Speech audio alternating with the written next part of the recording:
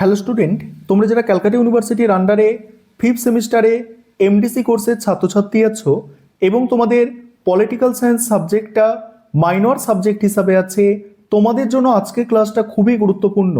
আজকের ক্লাসে তোমাদের MN3 পেপার অর্থাৎ politics in India one structure এই পেপারের লাস্ট মিনিট সাজেশন নিয়ে আলোচনা করব।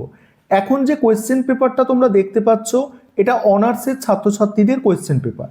তোমরা যে সিলেবাসের ওপর পরীক্ষা দিতে চলেছো, অলরেডি অনার্সের ছাত্রছাত্রীরা এই পেপারে পরীক্ষা দিয়ে দিয়েছে এবং অনার্সে কোন প্রশ্নগুলো এসে গিয়েছে তোমাদের দেখাবো এবং কোন প্রশ্নগুলো তোমাদের জন্য গুরুত্বপূর্ণ সেগুলো নিয়েও আলোচনা করব। দেখে নাও তাহলে আজকে সম্পূর্ণ ক্লাসটা, এবং তোমরা যারা ইংলিশ ভার্সনের স্টুডেন্ট আছো তোমরাও আজকে ক্লাসটা দেখো, কারণ সাজেশনটা তো বাংলায় থাকছেই, তার সঙ্গে সঙ্গে ইংলিশেও থাকছে। দেখো 5 নম্বরের প্রশ্ন যেগুলো দেওয়া হয়েছে, দেখো 5 নম্বরের প্রশ্ন যেগুলো অনার্সের মাইনর পেপারে দেওয়া হয়েছে, দেখতে পাচ্ছ 5 নম্বরের প্রশ্ন। এই 5 নম্বরের প্রশ্নগুলো তোমাদের আসার আর সম্ভাবনা নেই। এই 5 নম্বরের প্রশ্নগুলো বাদ দিয়ে তোমাদের 5 নম্বরের প্রশ্ন তৈরি করতে হবে। কোন প্রশ্ন তোমরা 5 নম্বরের জন্য গুরুত্বপূর্ণ ভাবে তৈরি করবে সেটা নিয়েও আলোচনা করে দেব। কোয়ালিশন রাজনীতি অর্থাৎ জোট রাজনীতি এসে গিয়েছে, ফিকি এসে গিয়েছে, জনপাল কীর্তকের নিরপেক্ষতা এসে গিয়েছে, নির্বাচনী সংস্কার এসে গিয়েছে, মণ্ডল পরিষদ এসে গিয়েছে, ঠিক আছে, এগুলো 5 নম্বরে এসে গিয়েছে।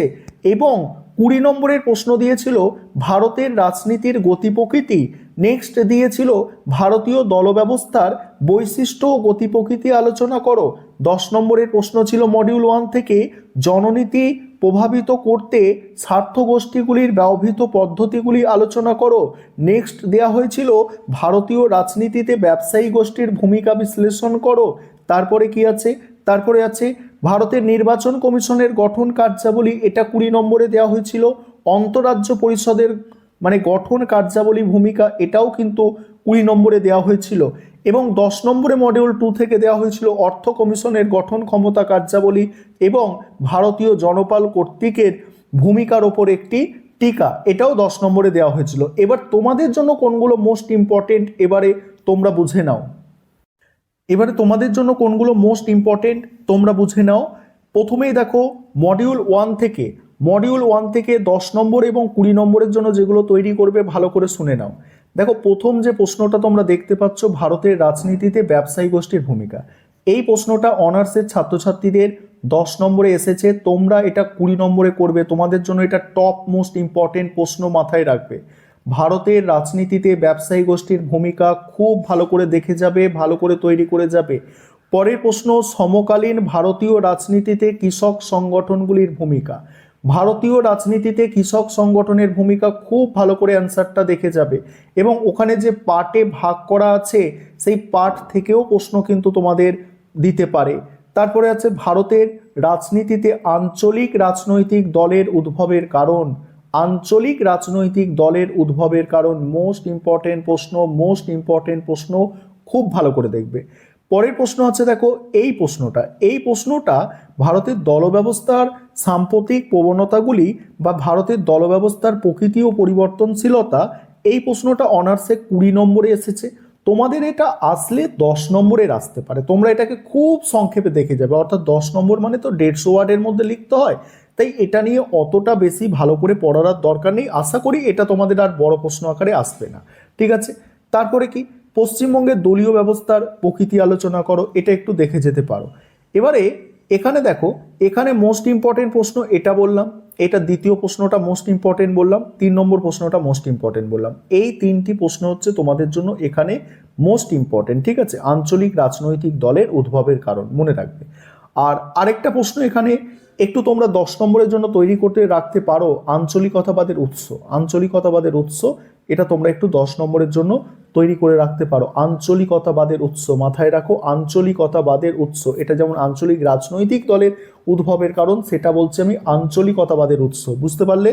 তারপরে দেখো এবারে হচ্ছে মডিউল 2। মডিউল 2 থেকে দেখো ভারতের নির্বাচন কমিশনের গঠন কার্যাবলী আলোচনা করো বা ভারতীয় গণতন্ত্রে নির্বাচন কমিশনের ভূমিকা মূল্যায়ন করো। এই প্রশ্নটা 20 নম্বর বা 10 নম্বরে ফের তোমাদের রিপিট হতে পারে। এই প্রশ্নটা তোমাদের 10 বা 20 নম্বরে ফের রিপিট হতে পারে। এই প্রশ্নটা মডিউল 2 থেকে খুব খুব ভালো করে দেখতে হবে তোমাদের। তারপরে দেখো, তারপরে আছে সিভিল সার্ভিসে জেনারেল এবং স্পেশালিস্টদের বিতর্ক। মোস্ট ইম্পর্টেন্ট, কোনোভাবেই বাদ দেওয়া যাবে না, মোস্ট ইম্পর্টেন্ট প্রশ্ন। তারপরে ভারতের সিভিল সার্ভিসের নিরপেক্ষতার সমস্যা, নিরপেক্ষতা বজায় রাখতে কি পরিবর্তন আনা উচিত, মোস্ট ইম্পর্টেন্ট, খুব ভালো করে দেখবে। ভারতের অর্থ কমিশনের গঠন কার্যাবলী, এটা অনার্সে 10 নম্বরে এসেছে, তোমাদের এটা কিন্তু 20 নম্বরে আসতে পারে, ঠিক আছে। তারপরে দেখো অন্তরাজ্য পরিষদ, এটা 20 নম্বরে এসেছে, এটা তোমরা অন্তরাজ্য পরিষদটা 10 নম্বরের জন্য দেখবে। এবং আঞ্চলিক পরিষদটা তোমরা 20 এবং 10 দুটো ক্ষেত্রেই তোমরা দেখবে। এবং তুলনার যে কোয়েশ্চেনটা আমি করিয়েছি সেই কোয়েশ্চেনটাও তোমাদের দেখে যেতে হবে। তাহলে কি বললাম, অন্তরাজ্য পরিষদ 10-এর জন্য দেখছো, আঞ্চলিক পরিষদ 10 বা 20 উভয়ের জন্য দেখছো, এবং তুলনার যে প্রশ্নটা করিয়েছি ওটা তোমরা করে যাবে, ঠিক আছে।